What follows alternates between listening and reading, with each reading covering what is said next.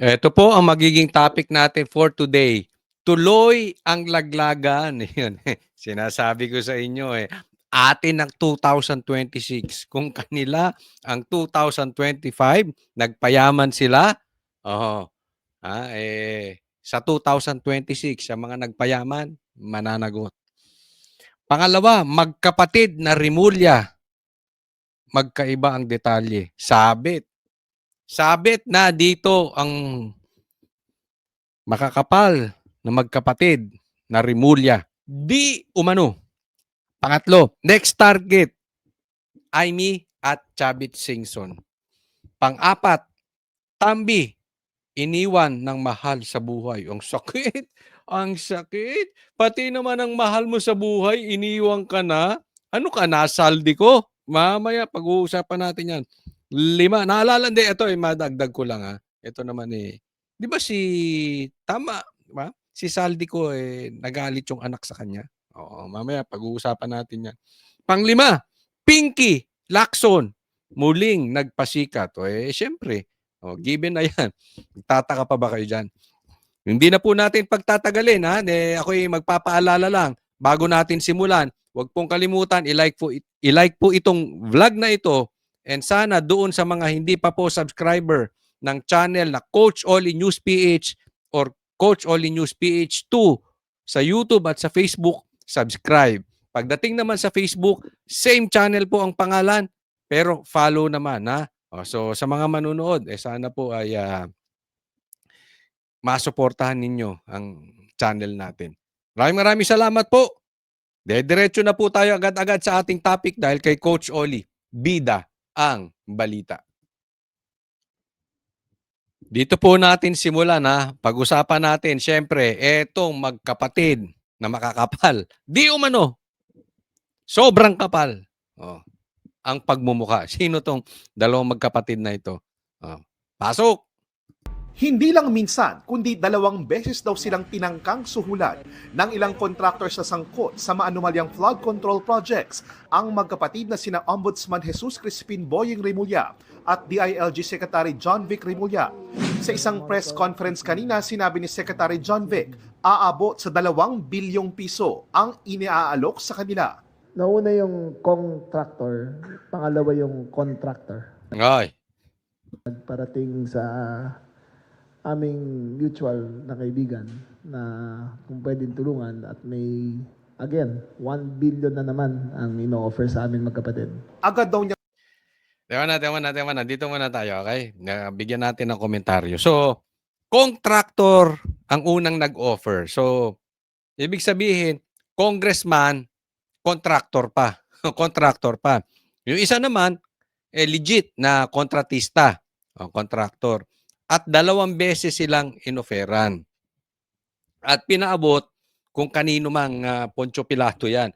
So, una, inoferan sila. Tapos, siguro tig 1 bilyon.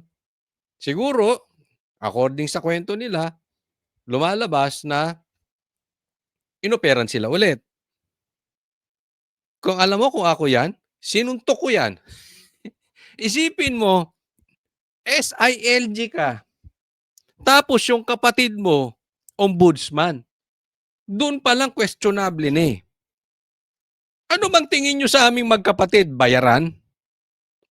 Ang taas ng posisyon namin. Parehas kaming secretary, cabinet member. Ibig sabihin, kami katiwalaan ng presidente. Tapos susuhulan mo kami? Doon pa lang sabit na itong 2 Rimulya.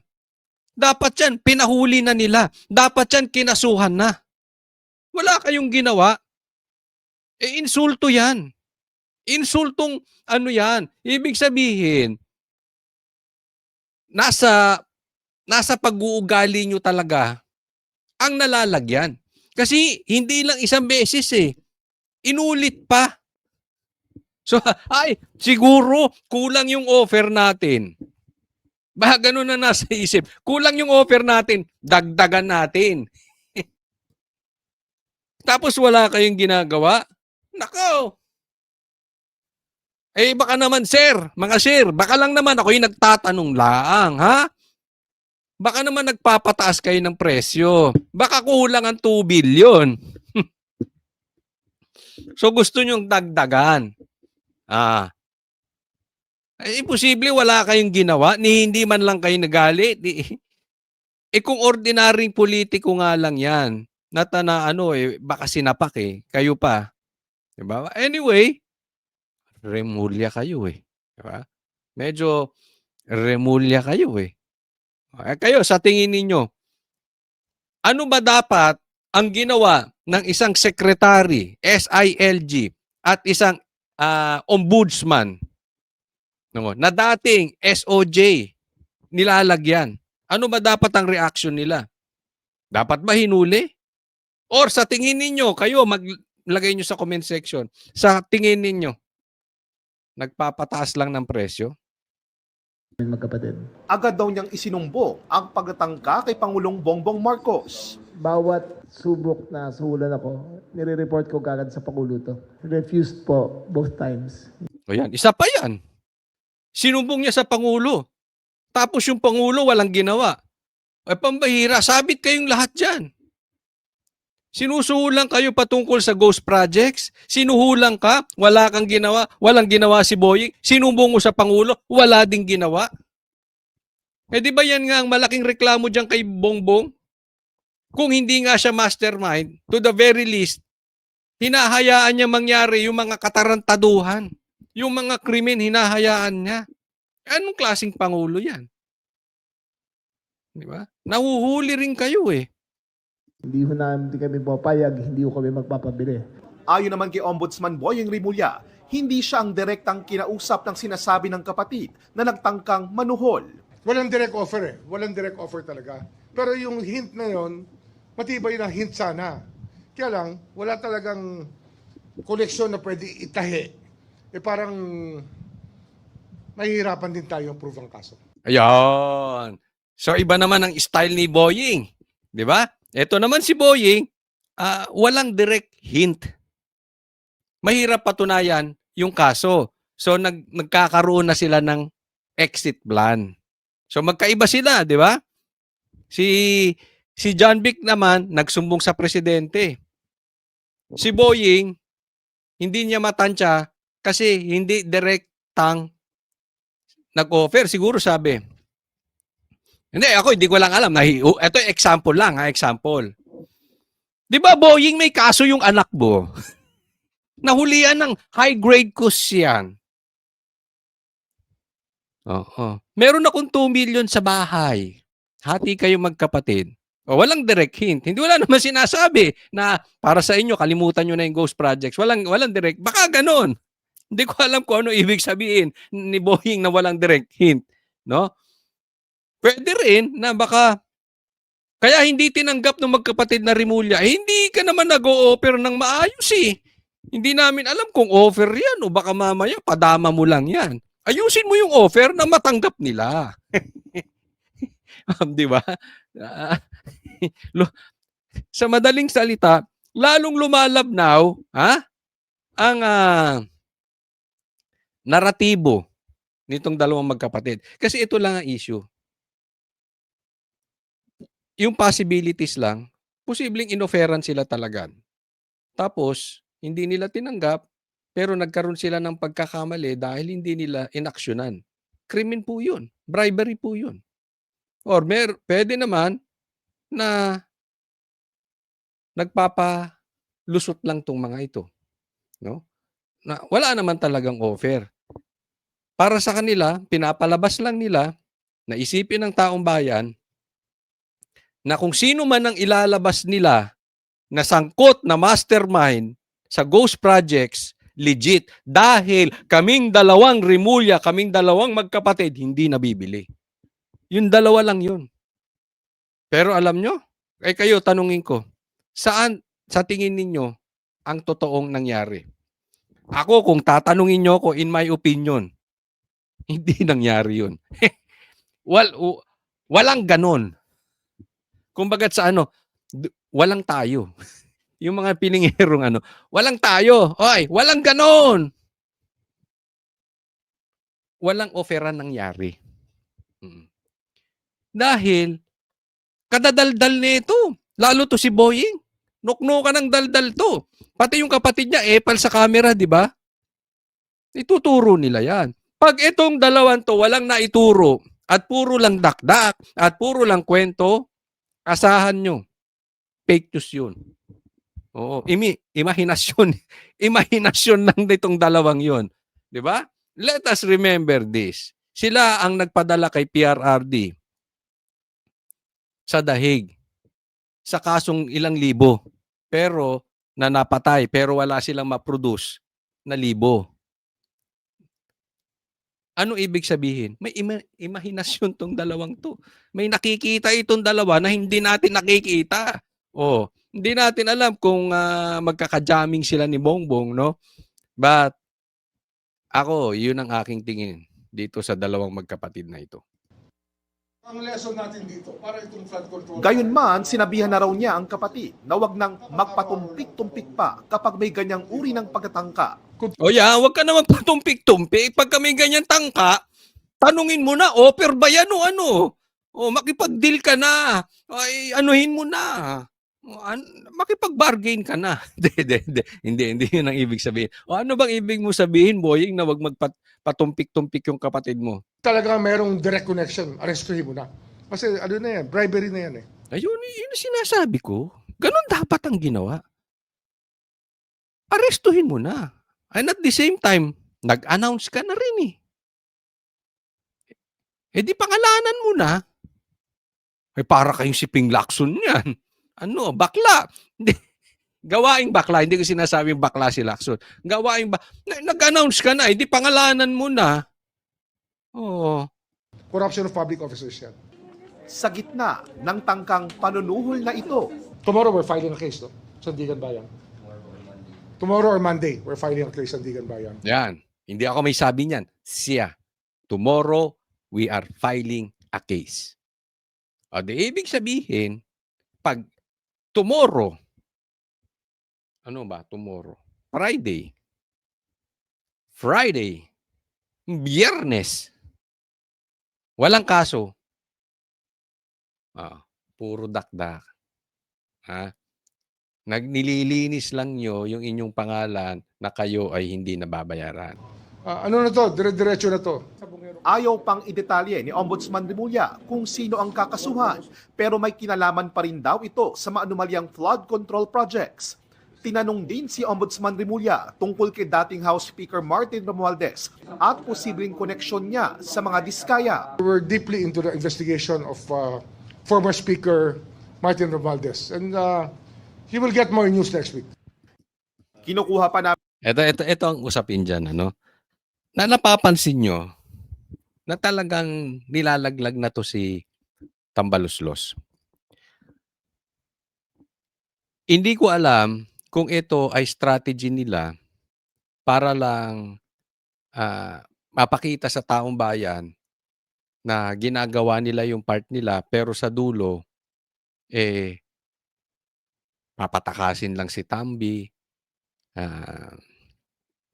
gagawa nila ng exit plan, sasabihin na patunayan na wala din namang tamang ebidensya para siya ay kasuhan, bagamat yung iba ay siya talagang tinuturo. Or talagang nilalaglag na si Tambaluslos. Alam nyo, malalaman natin yan sa lalong madaling panahon. Kasi kung itong mga ito ay puro daldal lang at hindi talaga ginawan ng investigasyon, next week, as early as next week, walang investigasyon kay Tambaluslos, andi dito na naman tayo. Doon sa sitwasyon na binubudol na naman tayo sa pangunguna ni Bongbong Marcos. Lalong-lalo na pag kasi Tambaluslos ay nakaalis ng bansa. Hindi freeze ang asset, hindi nakasuhan, ni hindi inimbestigahan, tapos nasa ibang bansa na. Na-drawing na naman tayo, tapos may usapan na yan, sigurado siya ang fall guy kasi nasa ibang bansa na. So abangan natin kung ano mangyayari.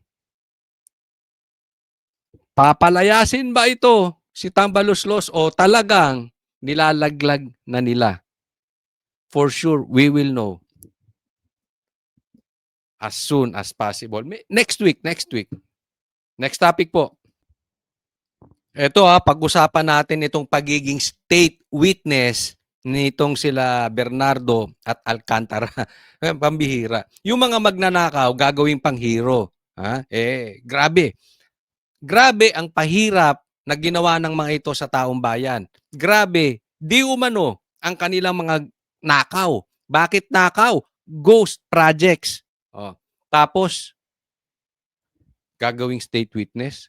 Ano ang importance? Bakit gusto nila ng state witness? At bakit papayagan? Pag-usapan po natin. 4 na personalidad sa flood control scandal ang itinuturing ng state witness sa ilalim ng Witness Protection Program ng Department of Justice. Sina dating DPWH Undersecretary Roberto Bernardo. Ayan, ito ang pinaka ito ang hindi ko maintindihan. Bakit to gagawin? Billion po, Billion po ang naging ghost projects na itong mama na ito, di umano. So, at alam naman natin, papalit ang naratibo nito. Iba-iba yung mga pinapasa niya. Sa katunayan, yung nangyari o yung mga sinabi niya doon sa hearing, iba na yung nakafile, iba na yung nakasulat. So, hindi natin maiiwasang isipin, ito ay hinawakan na sa leeg. Para sabihin kung ano ang gustong ipasabi sa kanya. Para sabihin, yung mga bagay or yung mga tao na maliligaw tayo, malilihis tayo doon sa tunay na masterminds sa nakawan dito sa baha, dito sa ghost projects. At hindi lang siya, marami pa. Dating DPWH Yan, di ba? Bulacan 1st District Engineer Henry Alcantara, dating DPWH NCR Regional Director Gerard Opulencia, at ang kontratistang si Sally Santos. Isa po sa karapatan ng mga state witnesses na ina-admit po sa programa is to be discharged from criminal liability. Iyon! Isipin nyo, gagawin mong state witness. Ang dapat ang state witness, gusto nila maging state witness eh. Ang state witness dapat yung pinaka hindi guilty. Isa yan eh. Isa yan sa guilty. Isa po yan sa mastermind. Tatandaan po natin. Ito hindi lang ito sa mga congressman o yung mga may matataas na posisyon. Ito ang pagkakasabi sa atin, ito ay malawakang sindikato sa gobyerno. So, etong si Bernardo Alcantara, main player ito. In short, one of the masterminds. Isa po sila. Tapos, gagawin mo state witness. So, ano sabi? Di wala na siyang kaso. Sa mga criminal liabilities niya, mawawala. In layman's term, hindi man tayo abogado, yung mga katulad kong hindi abogado, sa madaling salita, nagnakaw, haya-hayang buhay, tapos hindi natin pananagutin. So yun po yun. Doon po sa particular na kaso na tinutulungan namin sila, ha? Yung tinutulungan nila kami. Bilang state witness, ligtas sila sa mga kaso kung saan nagbibigay sila ng ebidensya na magagamit ng Estado. Pero paglilinaw ng DOJ, hindi ibig sabihin nito na ligtas sila sa lahat ng posibleng asunto. Pero kung halimbawa, may isa kang kaso na ibang usapin, tulad po ito, yung mga nag-a-apply po ng state witness dun sa mga ghost project, no? Medyo hindi po namin matimbang yon. Kasi sa ghost project, bayad yung contractor, 'di ba? Bayad yung contractor, 'di ba? Pag tiningnan yung project, wala yung project. Ayan, ito medyo delikado to. Ang punto ni Sir, hindi naman sa lahat wala silang pananagutan. So doon lang sila mawawala ng pananagutan kung saan tinutulungan nila kami na isiwalat yung mga involved sa ghost projects. Delikado po yan, sir. Kasi nakakapagtaka, si Alcantara parang magbabago na ng testimonya.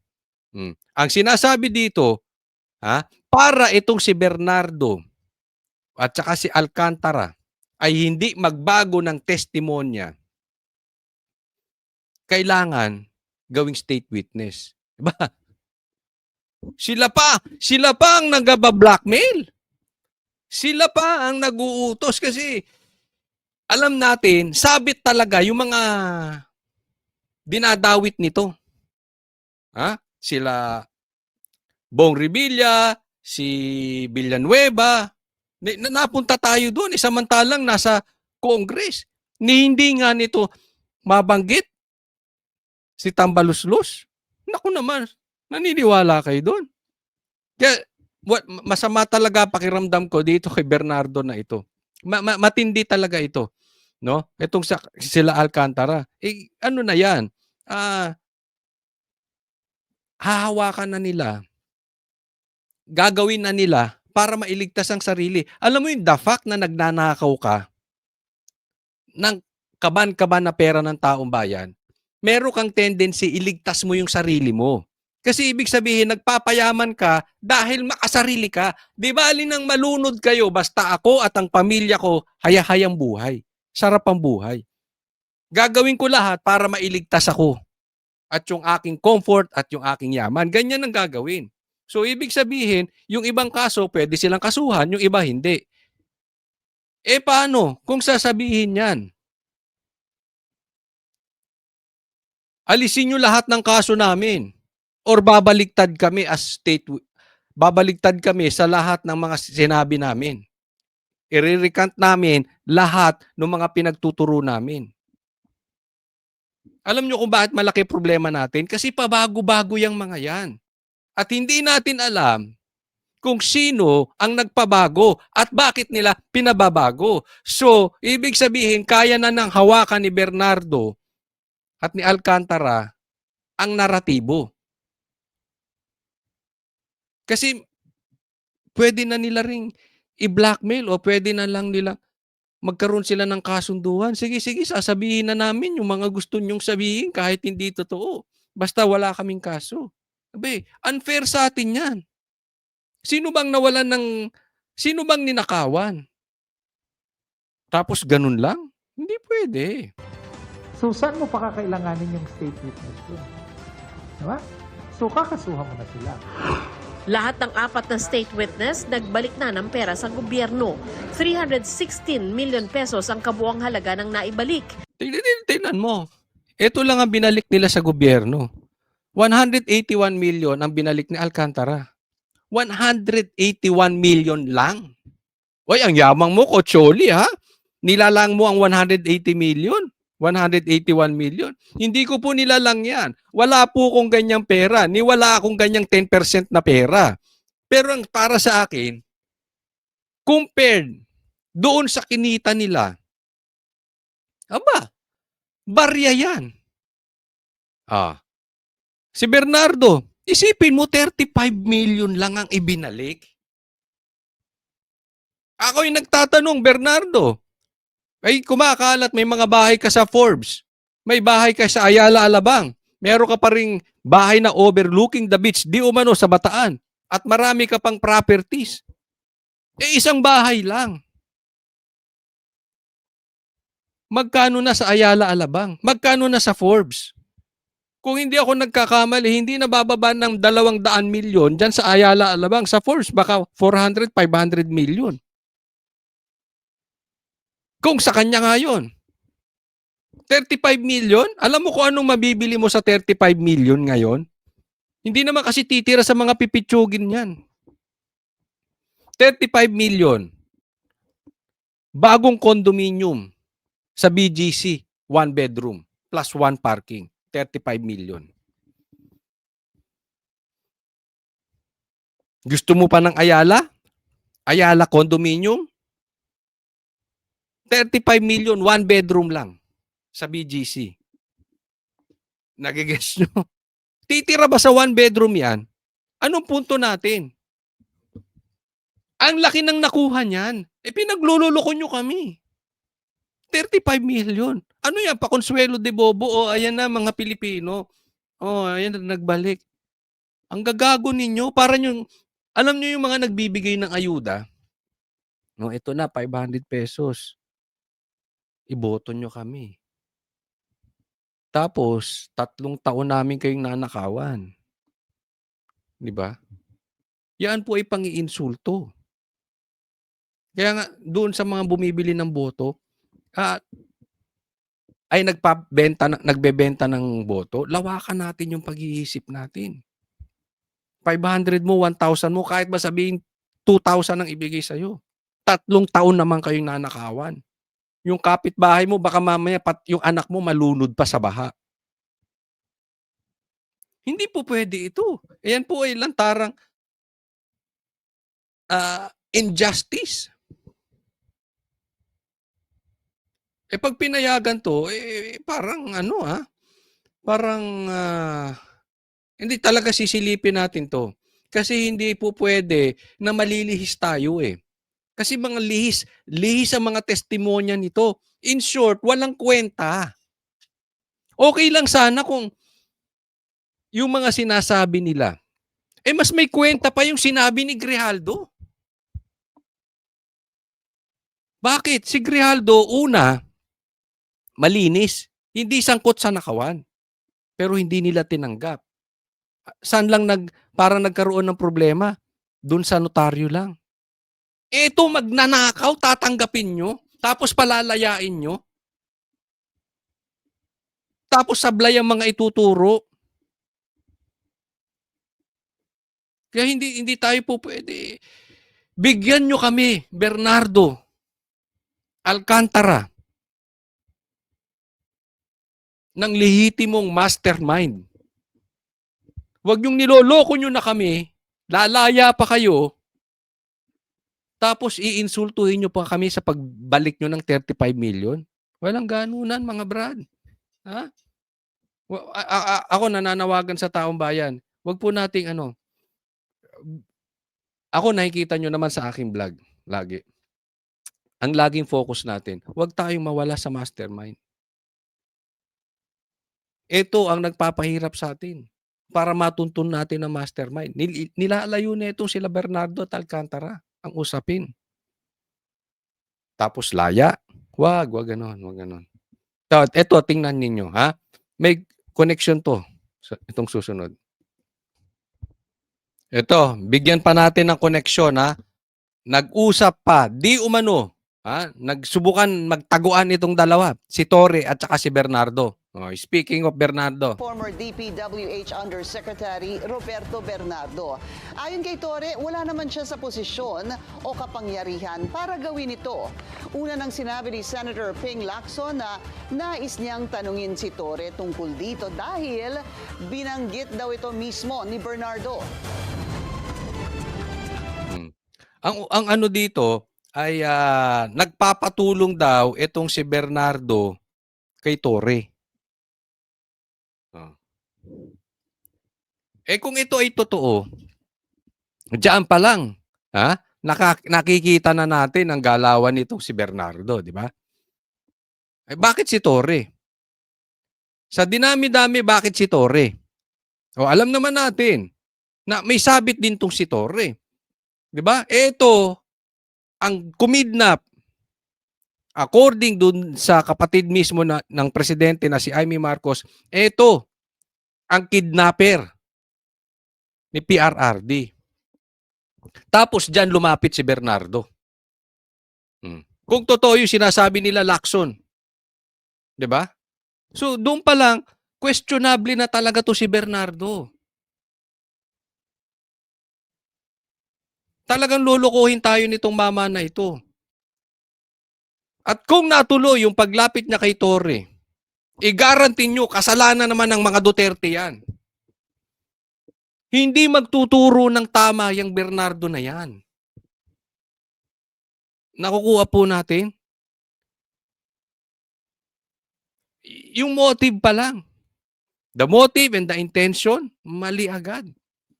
I never attempted or even thought about taking him into custody kasi wala naman akong papel sa buhay niya. Naniniwala kayo dyan? Ha? Anyway, may nagsisinungaling sa kanila. Kasi sa kanya, tinatanggi niya na hindi sila nagkausap patungkol dito sa custody ni Bernardo. Oo, pero ibang sinasabi nila Lacson. 'Di ba? So, in short, magkaiba sila ng sinasabi. In short, may sinungaling. Nakukuha po natin. Pero, yung karakter, yung personalidad nito si Bernardo, maglilinis talaga ng pangalan. Kaya siya lumapit, kung totoo man, dito kay Torre. Ayon kay Torre, isang kaibigang pari ang lumapit sa kanya noong Oktubre para humingi ng tulong sa isang testigo. Pero hindi raw niya alam noon na si Yusek Bernardo ang taong inilapit sa kanya. Tinanggihan niya raw ito at nirefer sa DOJ. Teka na ha, medyo may twist doon. So una, tinatanggi ni Torre, hindi ko alam niya, wala akong kinalaman dyan. Pero sa dulo ng balita na ito, parang sinasabi niya, may nilapit sa akin ng isang pare, at hindi niya alam na si Bernardo to. So, parang nag-iiba siya ng nag-iiba siya ng tono. At sa madaling salita, nilapitan nga siya. Sa kanya mismo. Hindi niya alam na si Bernardo to.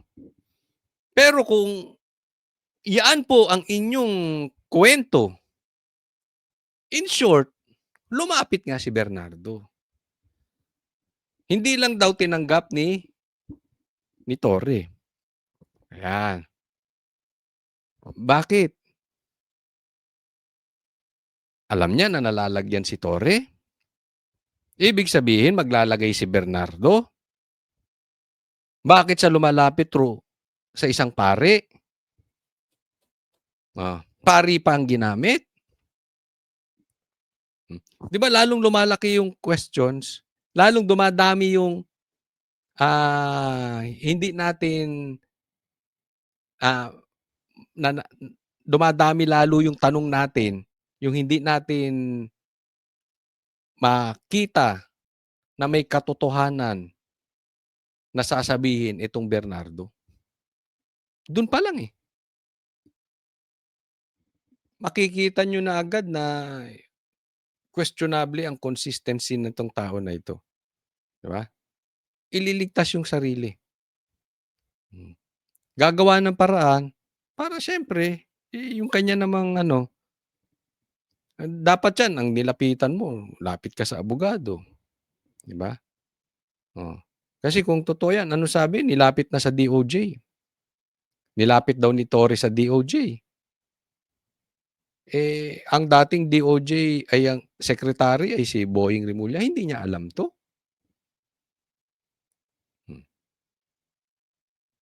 So, abangan natin susubaybayan natin to. Basta huwag po tayong papayag, hindi po natin to titigilan hanggat ililigaw nila ang kwento sa hindi tunay na mastermind. At huwag tayong papayag na maging state witness to. Delikado po yan. Ito po, in-next natin itong muli, pag-iimbestiga patungkol dito sa Ghost Projects. At alam nyo po, kung sino naman ang itinuturo, yung mga naglalabas ng ebidensya laban doon sa mastermind. Sila ulit. Sila naman ang sinisingil. 2 oras ang biyahe mula Abra patungong Vigan de Ilocos Sur. Kaya ang mga nagmamadali may naisip na diskarte. Pagdating sa bayan ng San Quintin, sasakay sa balsa kasama ang motorsiklo. Ang bilis nga neto Sabi ko, wala. So ang usapin, Ilocos Sur. Diyan pa lang, alam na natin kung saan patutungo 'tong balita na 'to. Alam natin kung sino naman ang gigipitin ng gobyerno. naman akong hawakan kaya natatakot ako. Tulay sa pagitan ng Abra River ang naisip na solusyon para mapabilis ang biyahe. Pagdudugtungin nito ang Barangay San Mariano sa bayan ng Bantay, Ilocos Sur at bayan ng San Quintin, Abra.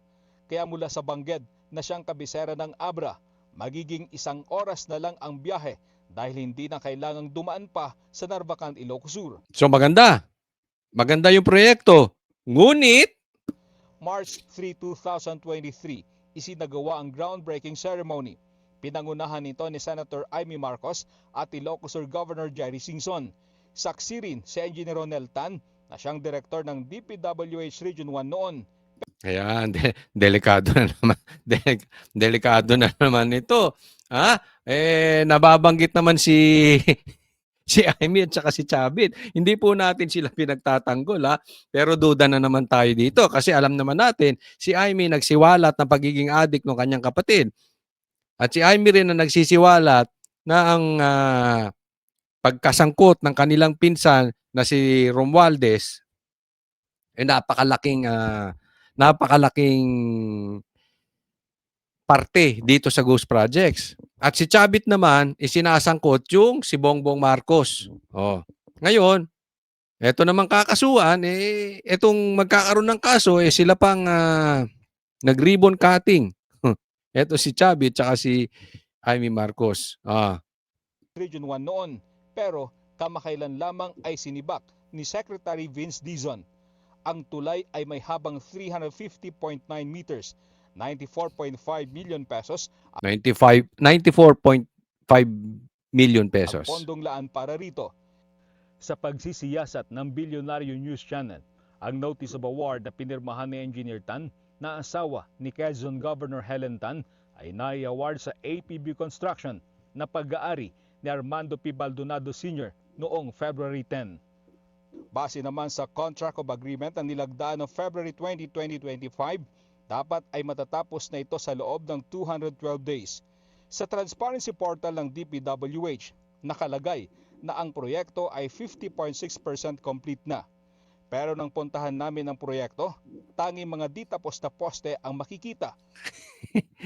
Pinuntahan din So madaling salita, wala yung proyekto.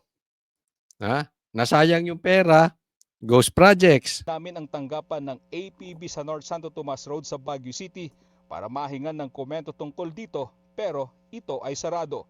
Sinisikap pa ng BNC na makuha ang pahayag ng DPWH tungkol sa issue. Ang 5 pang proyekto na karugtong ng itatayong tulay ay nai-award din sa APB Construction. Nagkakahalaga ito ng higit 550 million pesos. Para sa agenda, Balikan natin ito kasi ito ang gusto nating diinan dito saglit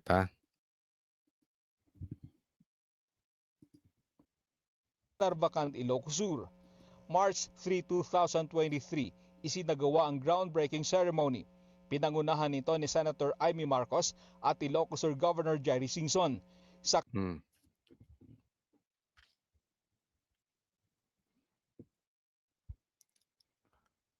Ito, bagamat hindi pa naman sila hindi pa naman sila tawag dito, hindi pa naman sila pinapangalanan na involved dito, ito sila Amy, no? Sila Amy. Pero delikado po ito, kasi yung purpose alam naman natin, mga uso to sa uso to lalong-lalo na sa Facebook na pagka may lumabas na may kaso o yung hindi isang tao na involved sa scandal, involved yung tao sa isang nakawan, sa isang ghost projects, ididikit yung pangalan. Tapos unti-unti sisirain na, no? Lalabas na ano ang purpose. Kasi ilang beses na po ito ginawa nitong media na ito. Anong purpose? Para idikit si Amy doon. 'Di ba? Hindi natin maintindihan, no? O ulit, hindi po natin pinagtatanggol si Amy, alam Again, ulitin ko for the end time. Binakbanatan natin to si Amy. Kaya lang nakikita natin, tina-target na siya dahil dun sa mga sinisiwalat niya patungkol kay Tambaluslos. Hindi ko alam kung may kaugnayan. Exclusive daw to ng bilyonaryo. Hindi ko alam kung may kaugnayan si... Ako'y napapatanong lang kung may kaugnayan si Tambaluslos tsaka itong bilyonaryo. Bakit? Hindi ko makita yung sense, no? Idinikit si Amy ng wala naman siyang parte doon sa kontrata. Otherwise, kung meron siyang parte doon sa kontrata, dapat binalita nila. Pero sa ngayon wala.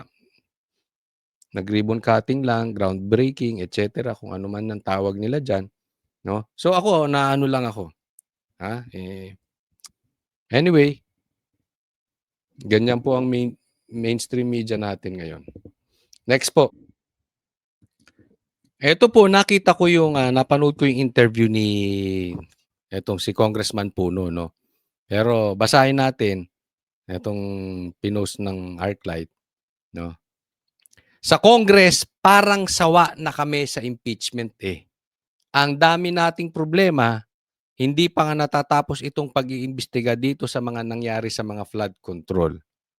So, sa madaling salita, hindi daw sila susuporta sa impeachment. Yung kanilang partido, yung NUP, dun sa pagpirma, hindi sila. So, didistansya. Ngayon, again, hindi natin alam kung ito ay nagsasalita ng tapos or nagpapataas lang ng presyo. Diba? Kasi ang punto niya, sawa na sila sa impeachment, ang dami nating problema. Dati na madami problema natin eh. Nung impeachment nga ni BP Sara, alam nyo na mayroong flood control scandal. Alam nyo na may ghost projects. Alam na natin ang laki ng problema natin sa gobyerno. Ang laki pa nga ng problema natin sa mga pagkidnap kay PRRD. Kaliwat kanan ng problema natin. Pero tinuluyan nyo pa rin yung impeachment. Ngayon, nag-iiba kayo ng tono. Diba? So, dalawa lang yan. Nagpapataas ng presyo tong mga ito or tatlo, para lang sigurado. Nagpapataas ng presyo tong mga ito or pangalawa, dumidistansya na sila dito sa magpinsan. Dahil alam nila, negative na ang trust rating ng presidente and at the same time, alam nila mabaho na talaga si Tambaluslos sa publiko. So masisira ang kanilang political career kung didikit pa sila. At isiniwalat ni Tiangco, may bigayan talagang nangyari doon sa mga pumirma. So didistansya sila dyan para malinis yung pangalan nila. And at the same time, alam nila, 2026 na, palakas ng palakas ang Duterte. Pagdating sa 2028, at pumirma sila at nagpa-impeachment sila, hindi makakalimutan ng tao yan. Alam nila, malakas si Sara. Yun yung pangalawa. Ang pangatlo, nagsasabi siyang totoo. Sawa na sila sa impeachment. So ayaw na nila. Gusto na nilang pukusan yung flood control. Hindi ako naniniwala dun sa pangatlo. Malabo yun. Malabo yun. Diba? Gaya ng sabi ko, dati naman nung sinampa nila tong impeachment, meron na tayong problema eh. Pero sumigi pa rin sila. Kayo, ano sa tingin ninyo? Bakit lumalabas, nag-iiba ng tono itong si Puno or yung kanyang partido na NUP? Iba na. Ayaw na sa impeachment. Kung ako tatanungin nyo, ilagay nyo muna sa comment section ha. Gusto ko rin makita ko anong inyong opinion. Pero in my opinion, sa tingin ko, dumidistansya na itong mga to. Una, nabantayan na yung pirma eh, may bayad. So iiwasan na nila yan. In short, hindi na magbibigay ng pirma. Ay, hindi na magbibigay ng, alam mo yun AX, ayuda, o kung ano man ang tawag nila, dun sa pirma. Wala na eh. At saka alam nila, at this point in time, palapit na ang presidential election sa 2028, ibibigti talaga sila ng tao. Oh, hindi grave threat 'yun, baka para kayong tanga na katulad ni Claire ha. Ibibigti sila, yung political career nila hindi makakalimutan ng taong bayan. Hindi sila mapapatawad na nagsampa sila ng impeachment, hindi nagtagumpay, magsasampa ulit sila ng impeachment. So inililigtas nila yung sarili nila. This is a political move. Hindi ito talaga para sa bayan. Pero kitang-kita natin, yan yung sinasabi ko kanina, na talaga namang nagkakaroon na silang laglagan dito. And alam naman natin kung sino talagang ang proponent nitong impeachment. 'Di ba si Tambi? Ang sakit. No, ang sakit, Tambi. Iniiwan ka ng mahal mo sa buhay. 'Di ba? Yung mga mahal mo sa buhay. Yung mga mahal. Mahal ang bayad. Di umano. Yung mga mahalang bayad, di umano. Iniiwan ka na. Yan ang problema pagka hindi organic. Pag ginugusto ka ng tao dahil sa pera. Tama or tamang-tama. Hindi ko sinasabi si Dong Puno Pero napapansin nyo ba? Sabi ko sa inyo, didistansya na eh. Unti-unti na yan. Didistansya na. Kaya akala mo, Bongbong Marcos, kakampi mo yung kakampuet? Ginagamit ka lang yan. Pero pag wala ka ng silbi, didistansya rin yan sa'yo. Kaya ingat-ingat kayo Akala nyo, laging Pasko. Pero ang ganda nitong development na ito. Seriously, alam mo sa tingin ko, mas may possibility pa na ma-impeach si Bongbong Marcos. Sa laki ng problema natin ngayon, sa laki ng baho ng administrasyon natin, at kung paano nila binababoy yung investigasyon, sawa na ang tao. Didistansya ng mga yan. At very possible, yung 1/3 na nagpa-impeach kay BP Sara, madali rin kuhanin para pa-impeach si Bongbong Marcos. Ano yan There is a big possibility. Hindi ko sinasabing, yes, magiging successful. Pero sa nangyayari ngayon, pabaho ng pabaho si Bongbong Marcos, tapos si BP Sara, pabango ng pabango. Alam naman natin ang ugali ng mga politiko. Kakapit sa mabango. Ay, nako. There is a big chance. Si Bongbong pa ang mauna. At tandaan natin, pag naisampay ang impeachment na yan, tapos na pagdating sa Senado. Kasi itong Senado, marami dito ang Duterte Black. There is a big possibility. Mayayari ka, Marcos. Kaya ayusin mo, Marcos. Huwag niyong babuyin yung investigasyon. The more niyong inilalayo sa mastermind, lalong nagagalit ang taong bayan. Exciting, di ba? 2026 is the year na makukuha natin ang hustisya sa bansang ito. Naniniwala po ako doon. Kayo ba? Ano sa tingin ninyo? Next topic po tayo. Ito naman, sa usaping impeachment, posible po. Posible po. Very possible. Din. No? Posible pero I don't think mangyayari. Pero posible. Na si Tito Soto ang next bangag. Next president. Sabi, nakalagay dito. Senate President Soto position for presidency as impeachment threatens Marcos and Duterte. Bilang Senate President, sabi niya, di ba, aaksyonan niya yung impeachment ni kung ano man ang darating sa Senate, kung sino man ang ma-impeach, a-actionan niya forthwith. Ibig sabihin, iba kasi ang dictionary nito si Soto eh. Yung forthwith niya sa kanya, a-actionan niya agad-agad. Kahit illegal. kahit unconstitutional. Kasi yung kay Cheese,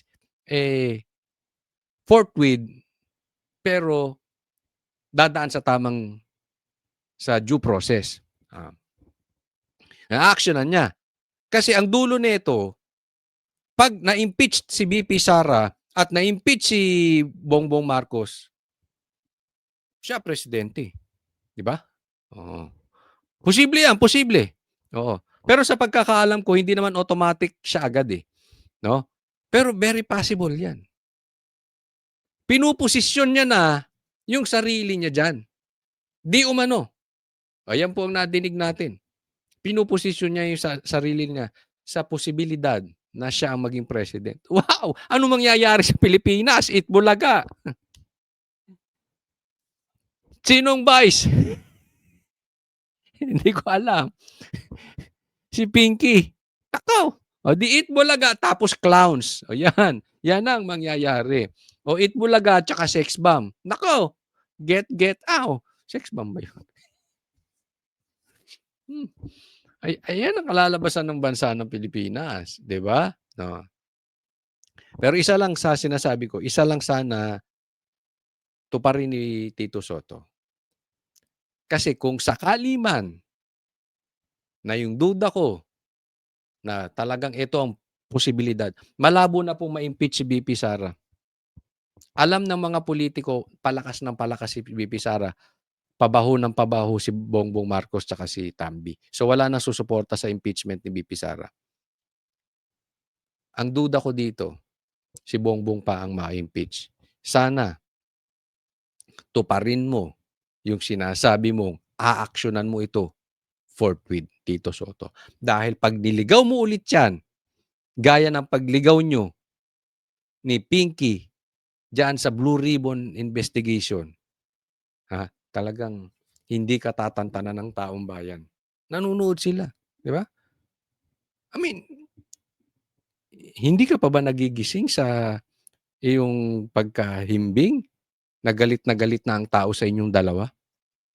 Dahil nagka-leche-leche na yung investigasyon dyan sa ghost projects. So, bantayan po natin.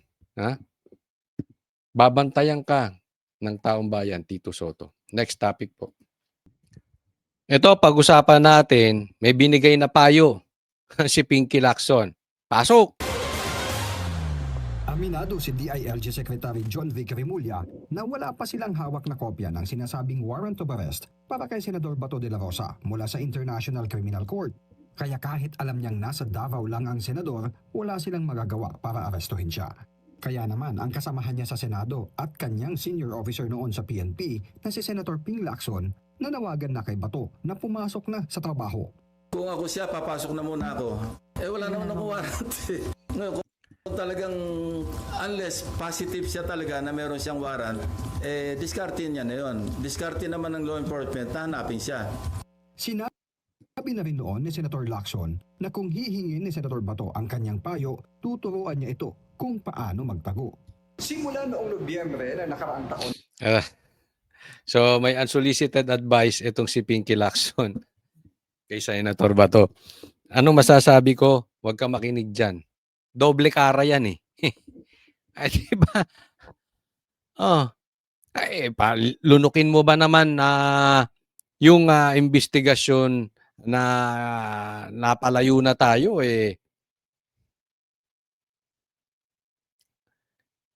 tatanggapin mo pa yung advice niyan? Alam mo, pag kukuha tayo ng advice, dalawa yung importante. Una, may experience yung tao na pinagkukuhanan mo na advice doon tungkol sa kung saan, anong topic na pinagkukuhanan mo ng advice. Pangalawa, mapagkakatiwalaan mo yung tao. Una, pasok siya doon. Kasi nga nagtago ito si Lacson eh. So pwede siyang humingi ng advice kay Lacson. Paano ba magtago? Pero magkaiba po. Yung pagtatago ni Senator Bato, para sa akin, ay legit. Bakit? Bibitbitin siya sa ICI. May justice system tayo sa Pilipinas. So dapat, dito siya litisin. Iba sitwasyon mo, Lacson, nung dati.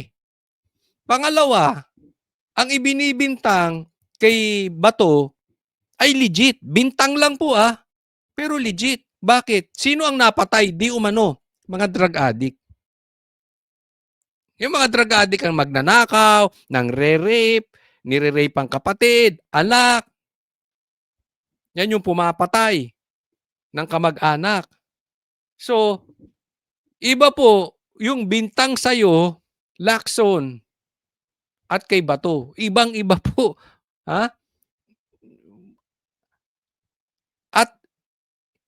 pinahaharap siya sa ICI. Bagamat siguro sanay ka sa pagtatago dahil may experience ka dyan, hindi pa rin dapat kuhanin ni Bato yung iyong payo. Kasi pangalawa, hindi ka mapagkakatiwalaan. Kayong magkakasama dyan nila Remulla Di ba?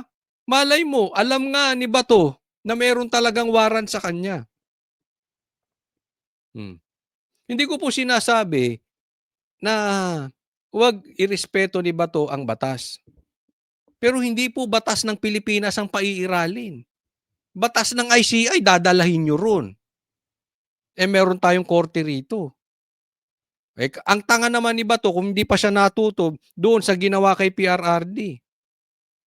Hindi naman pinadaan sa due process si PRRD, di ba? Anong ginawa? Kinidnap. Dumaan ba sa korte natin? Hindi. So dapat natuto na si Bato ron. Kasalanan din ng Boeing yan. Kadaldal kasi. Next topic po. Ito, sabit sila. Basahin natin. Ako, matindi ito. Nakita ko po ito sa post ng Political Outlook. Anong sabi? Batay sa kumakalat na dokumento sa Camp Crame at sa resibo ng sapatos, hindi ito nagkakahalaga ng 70,000. Kung hindi, $33 o mahigit 2,000 at nabili pa sa isang online shop. Baka Shopee. Ibig sabihin, peke ang sinasabing mahal na sapatos. Di ba ito sinuspindi nila ito? Itong babae nito, itong pulis na ito, si ma'am. Dahil dito, kinasuhan si Medina ng NAPOLCOM. NAPOLCOM, wala ba kayong intelligence funds? Saan napupunta ang intelligence funds? Wala na ba kayong intelligence? Nagtatanong lang po ako. Alam niyo yung kwento nito? Kinasuhan ito kasi bakit siya merong sapatos na 70,000? Luxury daw ito. Tuloy natin basahin. Dahil dito, kinasuhan si Medina ng NAPOLCOM ng less grave neglect of duty at conduct unbecoming of a police officer. Naghain ng reklamo noong Disyembre 23, 2025, 2 araw bago siya tuluyang magretiro noong December 25. Paretiro na. Nagkaloko-loko pa. Paano natin mababawi yan? Nasira na yung babae. Di ba? Ngayon, nasiraan pa. Kasi bakit pati sapatos pinagpapapansin? Pagpalagay nating 70,000 yun. Malay natin naipon.